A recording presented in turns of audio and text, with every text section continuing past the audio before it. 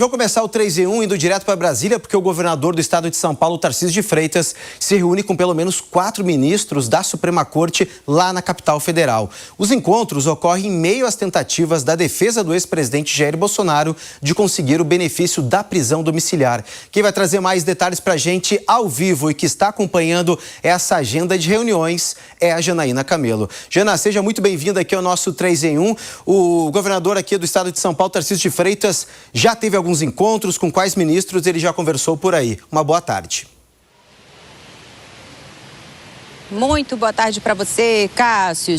O governador Tarcísio de Freitas já se reuniu com 2 ministros do STF até agora.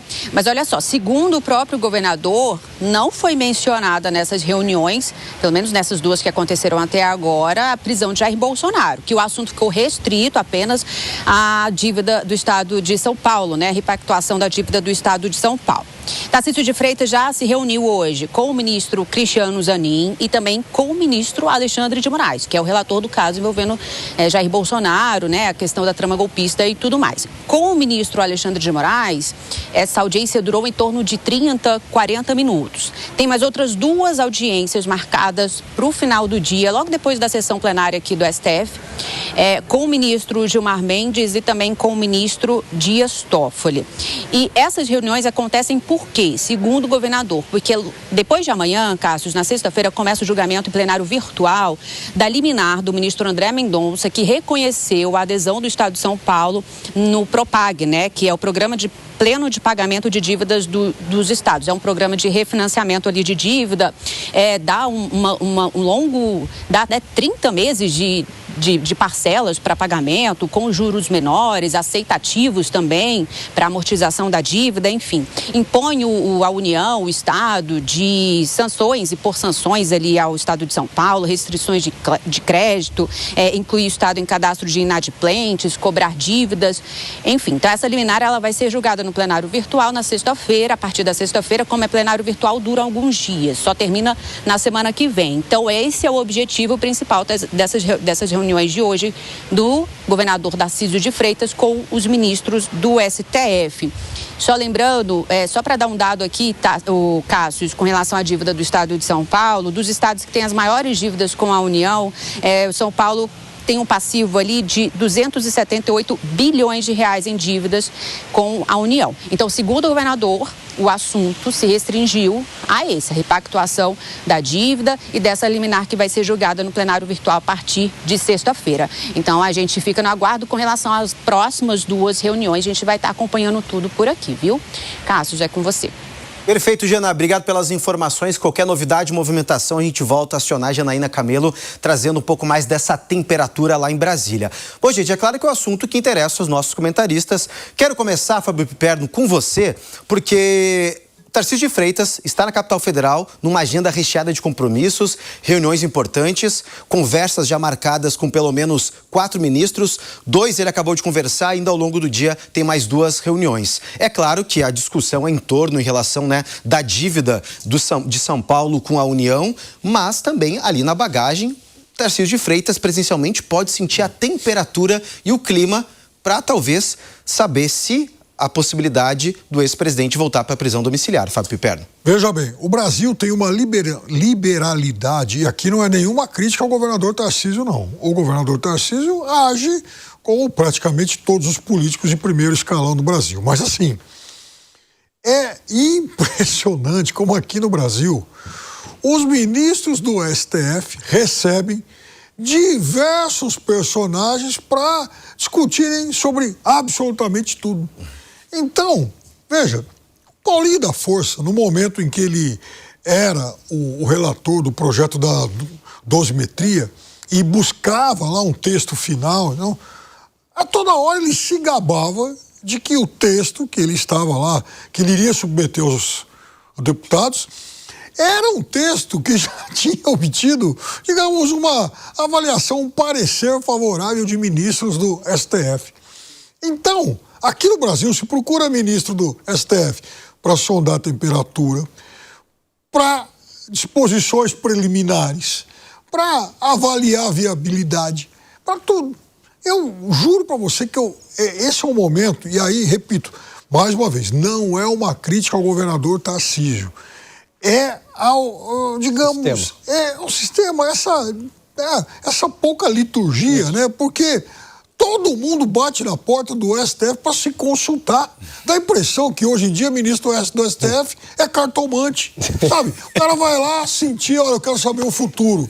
Puxa vida, o que vai acontecer no futuro? Eu vou bater a cartomante lá do STF. Não pode ser assim, né? Ô, Alan Gani, você acredita que o STF acabou ganhando essa importância, até mesmo esse papel de ser um consultor dos projetos? Será que avança? Será que é constitucional? Será que esse assunto pode gerar um problema? Será que pode se judicializar? Parece que todo mundo bate na portinha do STF. Exatamente, né? Isso prova o aspecto político do STF, né?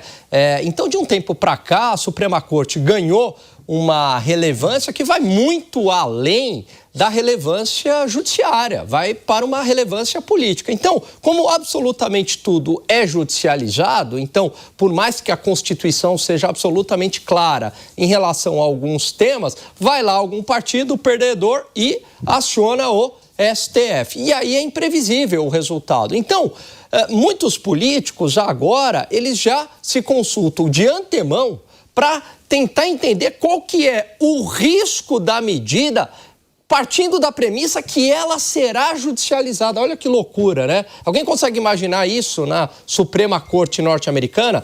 Então, eu acho que é urgente, Cássius, a gente começar a discutir uma reforma do Poder Judiciário.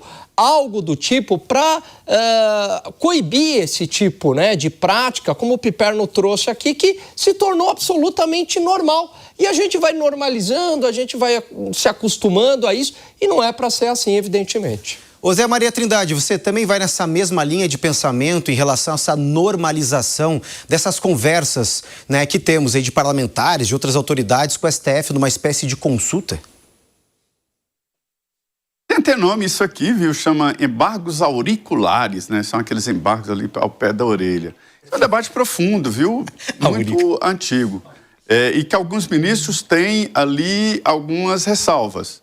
Eu, por exemplo, já assisti, eu vi um ex-presidente do Supremo, ex-ministro do Supremo, aposentado, defendendo processos particulares, sair escorraçado de gabinete de ministro e o ministro dizendo na cara dele: o senhor põe-se no seu lugar, o senhor é ex-ministro, ex-presidente daqui do tribunal, não pode fazer esse tipo de proposta. Eu não sei que proposta que era. Mas, enfim, existe esse debate. O que de praxe e que os ministros, é aí que entra a dificuldade de conviver com parentes de ministros, né? No tribunal, com amigos íntimos, parentes de ministros que entram no tribunal de Bermuda, por exemplo, um lugar sisudo. A gente não pode entrar se não estiver de terno, a mulher de saia não pode entrar de jeans e tal, e alguns advogados entram de bermuda, né, no Supremo Tribunal Federal. Aí há uma desvantagem, quem é mais amigo, quem é parente de ministro do Supremo. Alguns ministros mais transparentes adotam, sim, a possibilidade de visita, mas visita do advogado, e dá o mesmo espaço para o Ministério Público, ou seja, um equilíbrio. É natural que o magistrado ouça as partes fora dos autos, né? Às vezes, uma conversa e tal, né? Num tom sobre o processo. Esse caso de São Paulo parece, isso pode deixar para depois, é uma situação séria.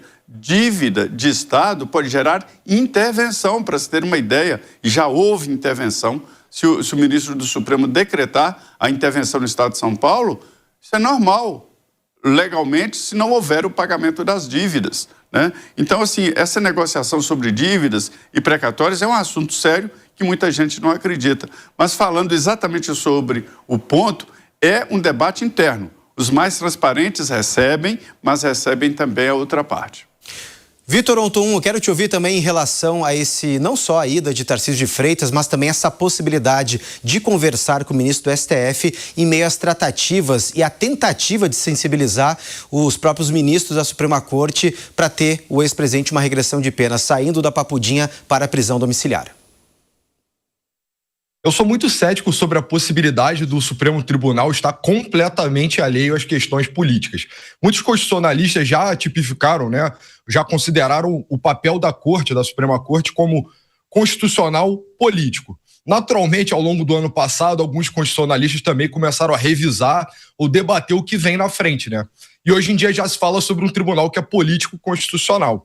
Muitos ministros do STF, historicamente, né, isso foi acelerando com o tempo também, passaram cada vez mais a estar confortáveis com a ideia de intervir. Então, notavelmente, o ministro Barroso deu um passo bastante largo, né? As questões que eram caras a ele, a descriminalização das drogas, a pauta do aborto através da ministra Rosa Weber, e agora, hoje em dia, também a questão do Alexandre de Moraes no centro, né? Ele foi o ponto central, focal de toda a questão do político no Brasil no ano passado.